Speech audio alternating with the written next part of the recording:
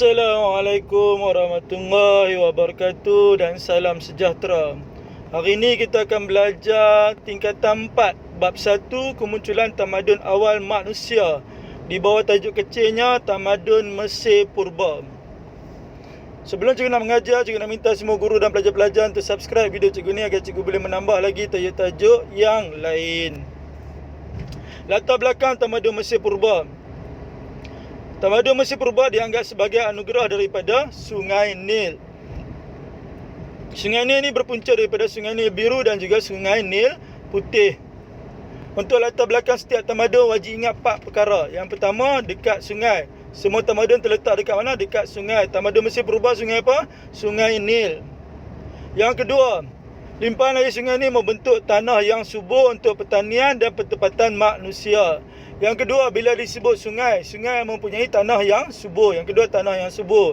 Yang ketiga, tanah subur boleh buat aktiviti apa? Aktiviti pertanian. Dan yang keempat, mewujudkan pertempatan tetap yang berteraskan pertanian. Jadi untuk latar belakang semua tamadun wajib ingat 4 perkara aja. Yang pertama, semua tamadun dibentuk dekat dengan sungai. Yang kedua, mempunyai tanah yang subur. Yang ketiga, aktiviti pertanian dijalankan. Dan yang keempat, mewujudkan pertempatan kekal. Sama juga dengan Mesir Purba. Mesir Purba latar belakangnya diwujudkan dekat sungai. Sungai apa? Sungai Nil. Dekat sungai Nil mempunyai tanah yang subur. Yang ketiga, menjalankan aktiviti pertanian. Yang keempat, mewujudkan pertempatan kekal. Begitu juga tamadun lain. Contoh tamadun Huang Ho. Tamadun Huang Ho dibentuk dekat dengan sungai Huang Ho. Mempunyai tanah subur, menjalankan pertanian dan mewujudkan pertempatan kekal. Kalau tamadun Hindu pun sama juga. Terletak dekat sungai Indus, mempunyai tanah subur, menjalankan pertanian dan mewujudkan pertempatan kekal. Dan tamadun Mesopotamia pun sama juga. 4 perkara yang wajib. Yang pertama, tamadun Mesopotamia letak dekat sungai Tigris dan Euphrates. Yang kedua, tanah subur. Yang ketiga, aktiviti pertanian. Dan yang keempat, pertempatan kekal. Ingatlah, latar belakang semua tamadun yang wajib ingat apa perkara? 4 perkara saja. Yang pertama, terletak dekat sungai. Yang kedua, tanah subur. Yang ketiga, pertanian. Dan yang keempat, pertempatan kekal. Okey, pertempatan kekal dalam tamadun Mesir Purba berkembang menjadi kampung. Gabungan kampung membentuk bandar. Gabungan bandar membentuk nomed ataupun daerah. Bila nomed dan bandar disatukan membentuk pusat pentadbiran. Contoh bandar ialah Memphis, Tinis dan juga Tebes. Okey, sumbangan tamadun Mesir Purba. Ada 7 kesemuanya. Yang pertama, pertanian. Yang kedua, sistem pendidikan. Yang ketiga, kalender. Yang keempat, sistem tulisan. Yang kelima, perubatan. Yang keenam, seni bina. Dan yang ketujuh, penciptaan kertas. Dia punya formula mengingat untuk sumbangan tamadun Mesir Purba ialah petani didik keldai tulis ubat sendiri di kertas. Petani didik keldai untuk buat apa? Untuk tulis ubat sendiri di kertas. Tu dialah sakit sangat. Dah selalu sakit sangat lah, sekali petani didik keldai untuk buat apa? Untuk tulis ubat sendiri di kertas. Okey, tengok penerangan formula. Petani merujuk pada pertanian. Pertanian berasal daripada perkataan petani. Jadi petani merujuk pada pertanian. Didik merujuk pada pendidikan. Pendidikan berasal daripada perkataan didik. Jadi didik merujuk pada pendidikan. Keldai merujuk pada kalender. Persamaan pada huruf K dengan L di tengah-tengah. Keldai, kalender. Tulis merujuk pada tulisan. Tulisan berasal daripada perkataan tulis. Jadi tulis merujuk pada tulisan. Ubat merujuk pada perubatan. Perubatan berasal daripada perkataan ubat. Jadi ubat merujuk pada perubatan. Sendiri merujuk pada seni. Persamaan pada huruf SEN di depan. Sendiri, seni. Kertas merujuk pada kertas juga. Jadi apa formula untuk sumbangan tamadun Mesir Purba? Petani didik keldai tulis ubat sendiri di kertas. Petani merujuk pada pertanian. Didik merujuk pada pendidikan. Keldai merujuk pada kalender. Tulis merujuk pada sistem tulisan. Ubat merujuk pada perubatan. Sendiri merujuk pada seni bina. Kertas merujuk pada penciptaan kertas. Baiklah, kita lihat satu persatu. Yang pertama, pertanian dulu. Dalam bidang pertanian, pemerintah Mesir telah mencipta sistem pengairan untuk menjadikan kawasan padang pasir kepada kawasan pertanian. Macam mana nak menjadikan kawasan padang pasir kepada kawasan pertanian? Kena mencipta pengairan. Contohnya Firaun Sunusri III membina tembok pengairan sepanjang 123 km dan membina terusan untuk tanah pertanian seluas 10,000 hektar. Jadi Firaun Nusrat 3 mencipta apa benda? Cipta 2 benda. Yang pertama pengairan sepanjang 123 km dan yang kedua terusan untuk tanah seluas 10,000 hektar. Macam mana nak mewujudkan pertanian? Kena mewujudkan pengairan untuk mengubah padang pasir kepada pertanian. Okey, ciri yang kedua, sistem pendidikan. Dalam tamadun Mesir Purba, pendidikan diberikan kepada anak-anak dari kelas atasan sahaja. Pendidikan diberi sejak kecil ataupun dari umur kanak-kanak. Ianya diuruskan oleh rumah ibadat dan ditadbir oleh kerajaan. Tujuan pendidikan tamadun Mesir Purba adalah untuk melahirkan pegawai kerajaan dan juru tulis. Tugas pegawai kerajaan dan juru tulis adalah untuk menguruskan pertanian Sungai Nil dengan pembinaan piramid. Antara ilmu yang diajar ialah geometri, matematik dan juga sains. Okey, kalender. Kalender terhasil kerana pengetahuan dalam bidang astronomi dan matematik. Kalender Mesir Purba setahun mempunyai 365 hari dan mempunyai 12 bulan. Ciri yang keempat adalah sistem tulisan. Tulisan Mesir Purba bernama hieroglif. Apa nama tulisan Mesir Purba? Hieroglif. Apa nama tulisan Mesir Purba? Hieroglif. Apa nama Mesir Purba punya tulisan? Hieroglif. Hieroglif ni ialah tulisan berasaskan kombinasi gambar dan simbol. Kombinasi apa benda? Dua benda. Gambar dan simbol yang berdasarkan bunyi. Fungsi hieroglif adalah dalam aktiviti pertanian, kutipan cukai, amalan keagamaan dan juga ritual kepercayaan. Ada berapa kegunaan tulisan hieroglif? 4 kegunaan: pertanian, cukai, agama dan kepercayaan. Kemudiannya dipanggil hieratik, iaitu tulisan berangkai dan berkembang menjadi tulisan demotik. Ingat, yang wajib ingat adalah tulisan hieroglif, iaitu kombinasi gambar dan simbol yang berdasarkan bunyi. Okey, ciri yang kelima adalah perubatan. Kemajuan dalam bidang perubatan melahirkan pengamal perubatan ataupun doktor. Mereka mendapat status yang tinggi dalam masyarakat kerana berkhidmat untuk Firaun dan juga masyarakat. Kemajuan dalam proses memumiakan mayat berkait rapat dengan kepercayaan orang Mesir Purba. Ya, mereka maju dalam bidang apa? Memumiakan mayat. Dan satu lagi, mereka mahir dalam bidang pembedahan. Mereka maju dalam bidang apa? Memumiakan mayat dan mahir dalam pembedahan. Okey, seterusnya adalah seni bina. Seni bina dalam Mesir Purba yang paling penting adalah piramid. Piramid ini diilhamkan oleh Imhotep. Beliau telah memperkenalkan teknik pembinaan bangunan menggunakan batu bata. Tengok piramid, banyak batu bata disusun sampai ke atas. Last sekali, penciptaan kertas. Kertas dicipta daripada pokok papirus. Ingatlah, kertas dicipta daripada pokok apa? Papirus. Pokok apa cipta kertas? Papirus. Kegunaannya adalah untuk memudahkan penyimpanan khazanah bangsa. Ya. Semua tentang khazanah bangsa ditulis atas kertas dan disimpan. Jadi pokok apa untuk mencipta kertas? Pokok papirus. Apa kegunaannya? Menyimpan khazanah bangsa. Okey, seterusnya kita lihat analisis kegerapan bab 1 tingkatan 4 untuk kertas 2 dalam SPM 2010 sampai 2020 ulangan. Yang bawah-bawah ni, warna oranye tu adalah SPM sebenar, warna kelabu bawah tu adalah SPM ulangan. Tengok warna oranye tu dulu.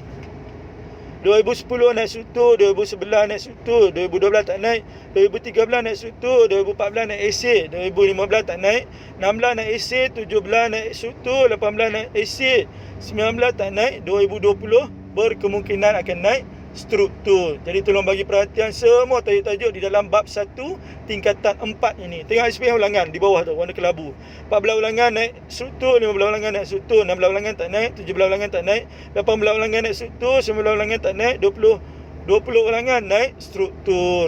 Bagi pelajar yang ambil SPM pada tahun 2020 ni, iaitu Januari 2021, tengok yang warna oranye tu. Cikgu ulang balik dia punya trend lah. Naik, tak naik, naik, tak naik, naik, tak naik. 2020 berkemungkinan sangat besar akan naik dalam soalan struktur. Jadi tolong bagi perhatian semua tajuk-tajuk di dalam bab 1 tingkatan 4 ini. Okey, kita lihat analisis kekerapan tajuk untuk kertas 2 dalam SPM 2010 sampai 2020 ulangan.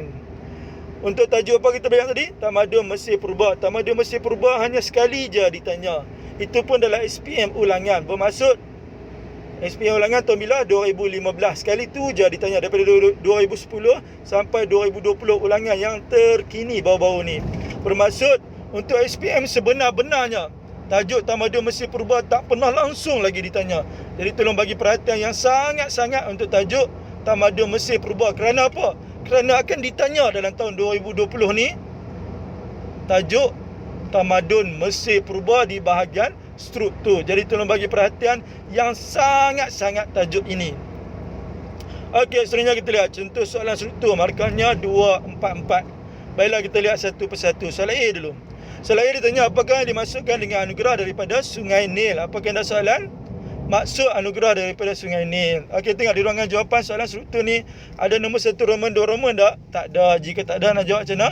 Kena jawab dalam bentuk ayat. Setiap ayat wajib ada pembuka, pandainya. Okey, jadi milik pembuka soalan. Maksud anugerah daripada Sungai Nil ialah Tamadun Mesir Purba lahir di tebing Sungai Nil yang airnya mengalir dari bahagian utara Mesir hingga ke laut Mediterranean. Okey, soalan B ditanya. Nyatakan sumbangan masyarakat Mesir Purba hasil penguasaan mereka dalam bidang sains dan teknologi. Apakah anda soalan sumbangan Mesir Purba? Ada formula tak sumbangan Mesir Purba? Ada. Apa formulanya? Petani didik keldai tulis ubat sendiri di kertas. Okey, tengok ruangan jawapan soalan struktur ni ada nombor 1 Roman 2 Roman tak? Tak ada. Jika tak ada nak jawab macam mana? Jawab dalam bentuk ayat. Setiap ayat wajib ada apa? Ada pembuka, pandainya. Jadi ambil bilik pembuka dekat soalan. Sumbangan masyarakat Mesir Purba hasil penguasaan mereka dalam bidang sains dan teknologi ialah pembinaan piramid yang menggunakan batu bata, titik. Penanda bacaan apa cikgu ajak? Guna number. Kedua, koma, penciptaan kertas menggunakan pokok papirus. Titik. Ketiga, penciptaan kalender melalui perkembangan ilmu astronomi dan matematik. Keempat, pencapaian ilmu perubatan dalam memumiakan mayat. Okey, kemudian kita tengok soalan C. Mengapakah sistem pendidikan dalam Tamadun Mesir Purba dianggap istimewa? Apakah anda soalan? Sistem pendidikan. Okey, tengok di ruangan jawapan soalan struktur ni ada nombor 1 Roman 2 Roman tak? Tak ada. Jika tak ada nak jawab macam mana? Jawab dalam bentuk ayat. Setiap ayat wajib ada apa? Ada pembuka. Jadi ambil oleh pembuka soalan. Sistem pendidikan dalam Tamadun Mesir Purba dianggap istimewa kerana pendidikan diberikan sejak umur yang rendah ataupun kecil. Titik. Penanda bacaan apa cikgu ajak? Guna number. Kedua, pendidikan bertujuan untuk melahirkan para pegawai kerajaan terutama jurutulis yang sempurna dan terlatih. Titik. Lepas kedua, ketiga, ilmu yang diajar ialah ilmu geometri, matematik dan sains. Lepas ketiga, keempat, pegawai kerajaan yang dilahirkan dapat menguruskan hak lewat negara seperti pertanian, pengawalan air sungai Nil serta pembinaan bangunan dan piramid. Okey, seterusnya kita lihat contoh soalan AC. Markahnya 488. Baiklah kita lihat satu persatu. Soalan A dulu. Soalan A ditanya nyatakan latar belakang pembentukan Tamadun Mesir Purba. Apakah anda soalan? Latar belakang pembentukan Tamadun Mesir Purba.